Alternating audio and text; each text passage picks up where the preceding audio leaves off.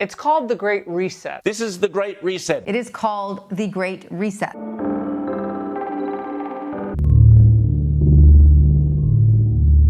The richest and most powerful men in the world are telling you that you will own nothing and be happy. I mean, you just couldn't make this up. But this isn't even an exaggeration. Bill Gates and many others are buying up all the land they can whilst telling us we will own nothing.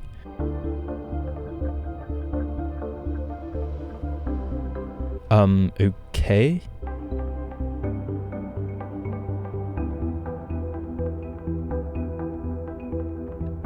This just isn't true. Sure, the US may not be the world hegemon in 10 years, but to think we're going to be living in some multipolar world is just a straight up lie. There is only one other nation that would be the world superpower, and well, that would be China. That's really, really not a good thing.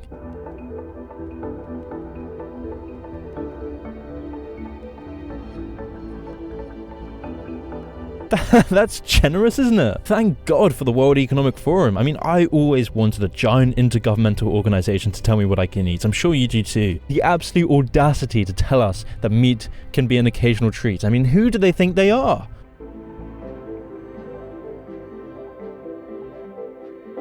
Surely it's not only the West that's forced to do this, right?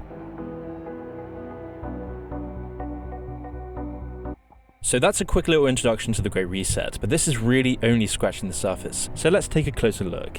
The current global crisis has disrupted every aspect of our lives, but it has also presented us with an extraordinary opportunity, a chance to reset and accelerate efforts to improve the state of our world. We have an incredible opportunity to create entirely new sustainable industries, investing in nature as the true engine of our economy.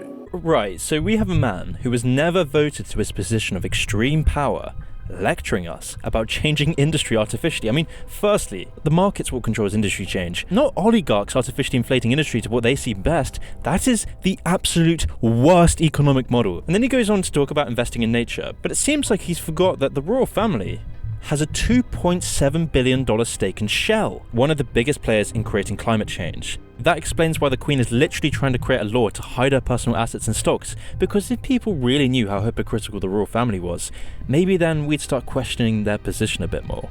In order to secure our future and to prosper, we need to evolve our economic model. What the hell does that mean? We live in a capitalist society and have done so since the beginning of man. What, are they going to change the capitalist system? It's so ludicrous. The royal family, Prince Charles, who's lecturing us right now, has no skills of value apart from acting better than you.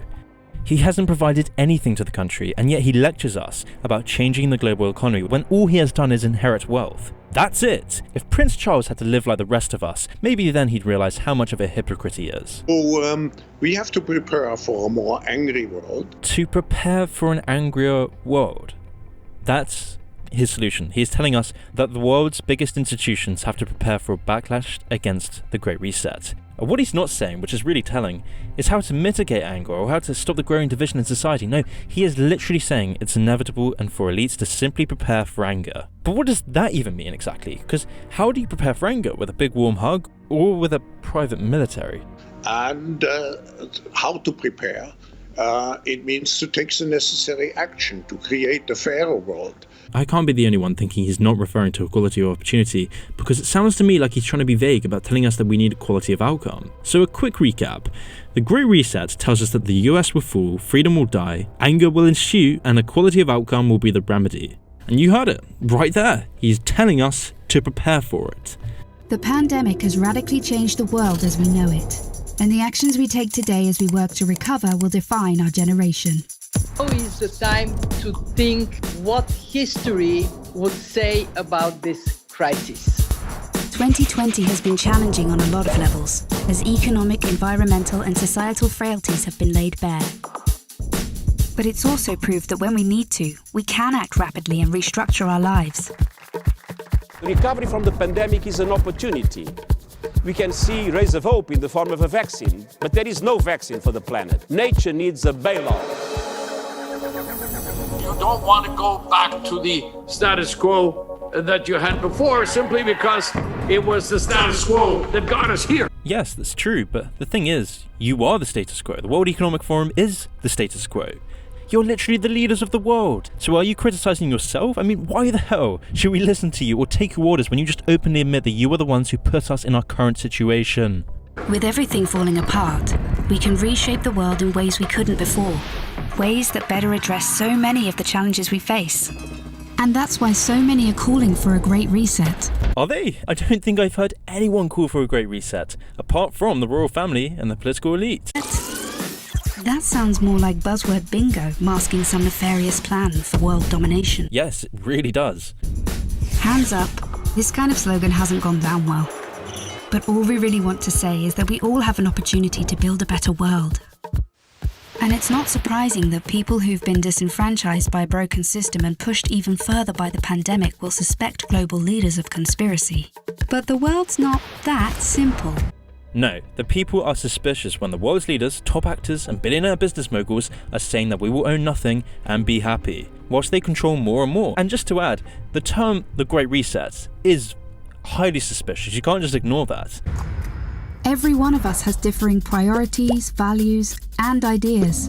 That's part of why solutions are so hard to come by, and why we all need to be involved in the decision-making. Because whether it's politicians, CEOs, academics, activists, or you, we're all about getting people together, even those you may not like, to sit down at the table and develop solutions that work for all of us. But we need enormous trust between the private sector and the public sector for this to actually work. That trust is hard to come by. It's hard to trust you when your company bans people for their political views without any justification. The fact that you are a part of a global group of the most influential people telling us to prepare for rapid economic and social change makes it hard to trust you. You're openly stating that you want socialism for the rich, and I'm willing to bet that you would never share your hordes of resources to the public, because that would be far too radical. at the start of 2020, 1% of the world's population owned 44% of the wealth. And since the start of the pandemic, billionaires have increased theirs by more than 25%, whilst 150 million people fell back into extreme poverty. Yeah, that's true. However, the issue is, this small 1% runs the World Economic Forum. Capitalism, as we know it, is dead. This obsession that we have had with maximizing profits for shareholders alone has led to incredible inequality and a planetary emergency. Right, so when did capitalism die? This never happened. The only way it's dead is when businesses are artificially crushed by government policy. It's the people who have great ideas and who share them with others. They're the ones who are shaping the future. So if you want to be a part of the change, then tune in, turn on, and get involved. I mean, who would have guessed just even a year ago that the richest and most powerful people in the world are giving us a Timothy Leary lecture? These people are pandering to this false and sanitized counterculture to make you think it's cool to own nothing. It's just a blatant power game. The dislikes tell you everything you need to know.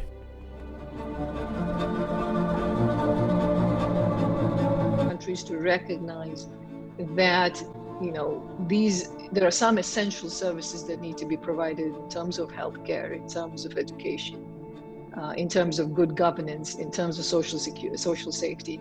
Hang on a minute. The institution you're a part of, the IMF, ruthlessly forced neoliberalism upon the developing world and charged incredible interest rates on loans to gain control over developing nations. I mean, surely the worst perpetrators of ruthless capitalism are groups like the IMF and the World Economic Forum. Also, just notice how she starts talking about medical care, something we all agree on, and then suddenly changes it to governance. Are the IMF going to be deciding who can govern and who can't? Because that's what they've been doing for the last few decades. So surely this is counterintuitive to their notion of rethinking capitalism when their entire business model is centered around neoliberal principles. Again, she just reeks of fraud. I think we should use this social contract as an expression of the transition of one world to another world, to move from a society which is built on production and consumption to a society which is built on caring and sharing.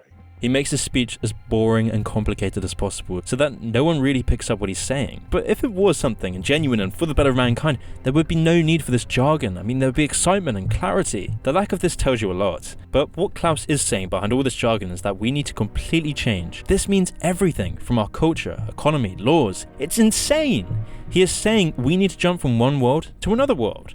But what does that mean? Sounds to me like he wants a revolution, a long march to a technocratic utopia where the masses slave away in Amazon sweatshops. Now is the historical moment, the time, not only to fight severe virus, but to shape the system. We have a unique but rapidly shrinking window of opportunity to learn lessons and reset ourselves on a more sustainable path.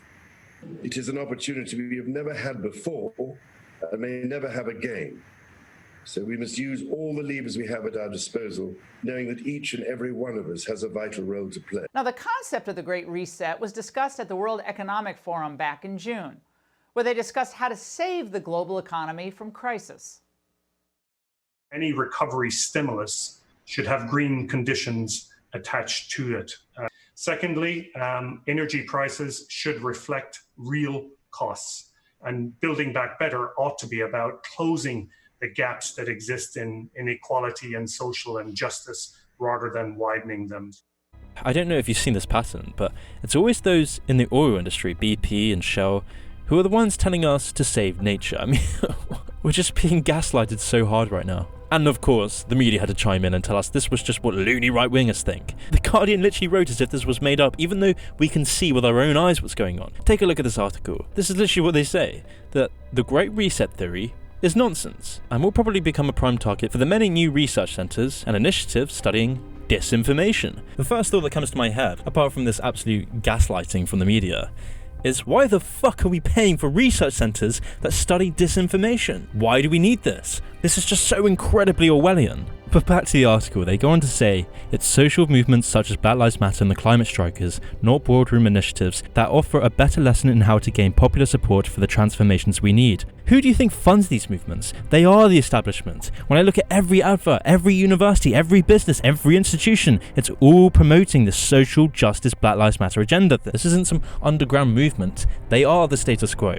The fourth industrial revolution will impact our lives completely. It will not only change how we communicate, how we produce, how we consume, it will change actually us, our own identity, and of course gives life to such policies and developments like smart traffic, smart government, smart cities.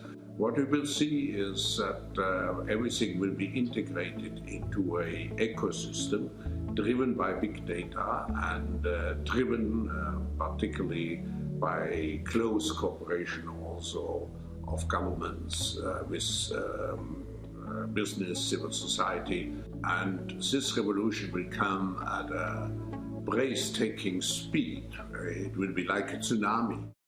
So you see this clip, you see it's in broad daylight, and then the BBC had to chime in and say, we start with the revival of the baseless conspiracy theory known as the Great Reset. They've literally spoken about this, it's very open, and they're saying it's baseless.